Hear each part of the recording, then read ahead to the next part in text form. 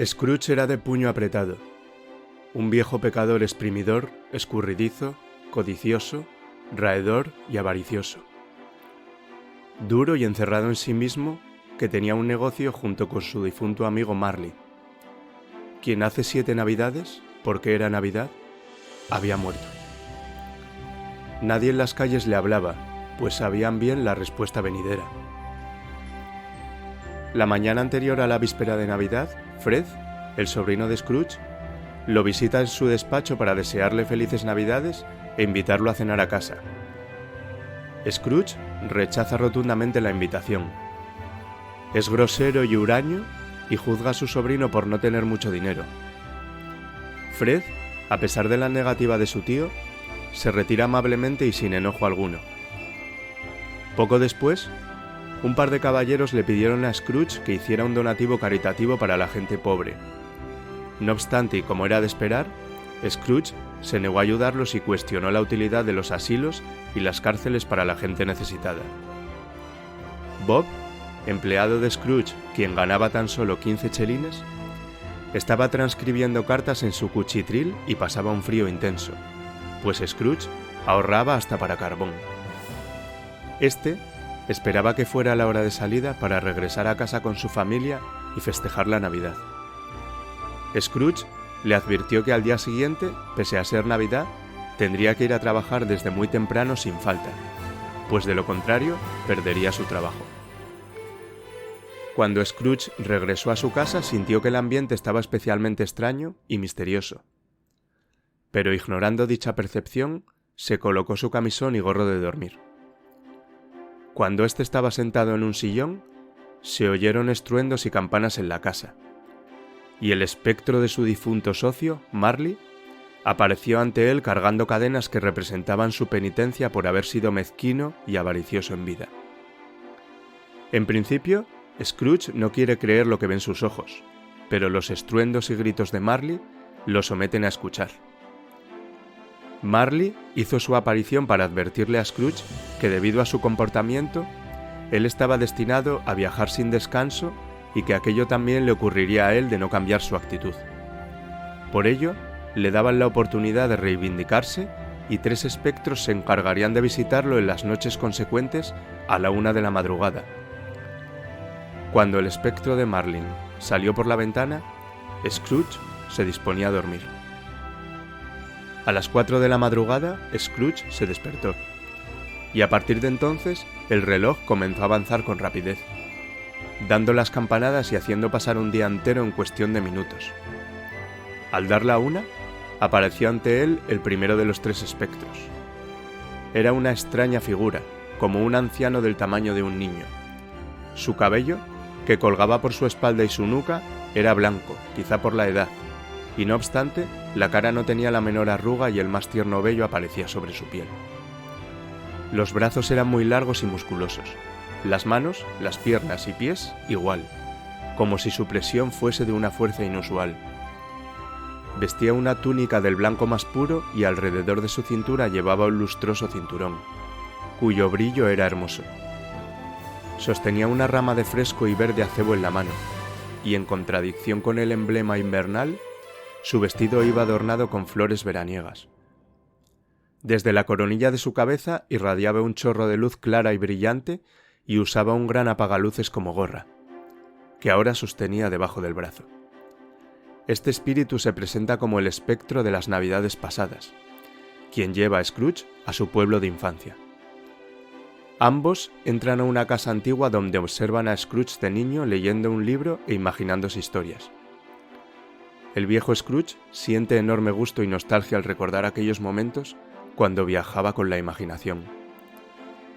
Poco después, lo lleva a la misma casa, pero Scrooge ya es un poco mayor y su hermana, alegre y hermosa, lo visita para llevarlo a casa con su padre a pasar la Navidad. Scrooge recuerda con amor a su hermana, quien murió poco después de haber tenido a Fred, su sobrino. Posteriormente, el espíritu lo lleva al despacho de su primer jefe, quien tenía 2 aprendices y los alojaba en su casa. Era Navidad y había un festejo en la oficina a donde todo el mundo asistió, bailó y se divirtió.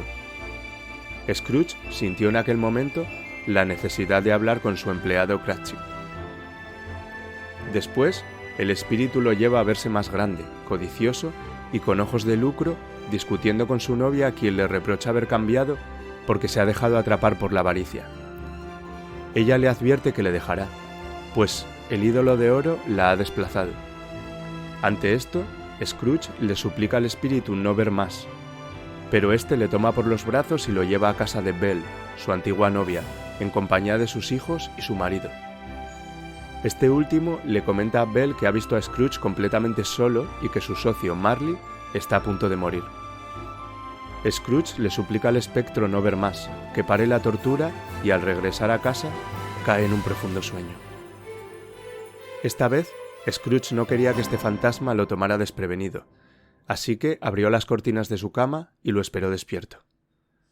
Al dar la una, nadie había ido a por él, pero cruzando su puerta se reflejaba una luz roja. Scrooge se levantó para ver qué había tras la puerta y se encontró con el segundo de los tres espíritus. Dentro de su recámara repleta de comida y manjares, el espectro iba vestido con un sencillo manto verde, bordeado de piel blanca. Esta prenda colgaba tan suelta de su amplio pecho desnudo como si desdeñara ser preservado o escondido por ningún artificio. Sus pies, que se observaban debajo de los amplios pliegues de la prenda, también estaban desnudos, y sobre su cabeza no llevaba otra cosa que una corona de acebo, engarzada por relucientes trozos de hielo. Sus rizos castaño oscuro eran largos y sueltos, libres como su genial cara. Sus ojos chispeantes, su mano abierta, su alegre voz, su franco comportamiento y su aire jovial. En su cintura lucía un antiguo cinto, pero no había ninguna espada en él y la antigua vaina estaba enmohecida. El espíritu se presentó como el espectro de las navidades presentes, siendo de los más jóvenes de los más de 1800 hermanos que tenía. Ambos viajaron hasta la ciudad y, pese al frío que hacía, se respiraba una sensación de calidez y alegría. Fueron a casa de su empleado, Bob, y vieron a su familia antes de la cena de Navidad. Bob tenía varios hijos, dos pequeños, Marta y Peter, y el pequeño y enfermo Tiny Tim, quien cojeaba de una pierna. En casa de Bob cenaban un pequeño pavo y pudding que cocinó su esposa. Asimismo, cantaban villancicos alegremente. Scrooge le preguntó a su espíritu si Tiny Tim viviría, pero este le contestó que, de no cambiar su situación, preveía una silla vacía y una muleta abandonada. A Scrooge le dio mucha pena que el pobre Tiny Tim pudiese fallecer debido a su enfermedad. De allí partieron a casa de su sobrino Fred, quien festejaba la Navidad en compañía de su familia. Brindaba por el tío Scrooge, pese a su negativa y burla respecto a la celebración. Scrooge estaba muy emocionado al ver la reunión, pues jugaban a la gallina ciega y todos se divertían mucho. Él deseaba poder estar en el festejo. De regreso a casa de Scrooge, el espectro comenzó a envejecer y de los pliegos de su manto sacó un niño y una niña, amarillentos, flacos, andrajosos, huraños, lobunos, pero postrados en su humildad. El espectro dijo que eran los hijos del hombre y le recordó a Scrooge las palabras que pronunció con los caballeros que le pidieron caridad en su oficina para los pobres.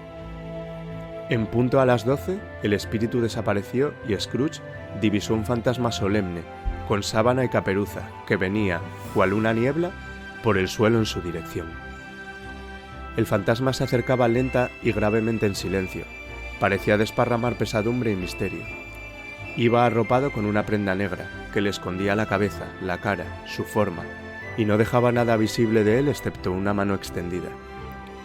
Scrooge le preguntó si era el espectro de la Navidad por venir, pero el espectro no contestaba ni pronunciaba una sola palabra.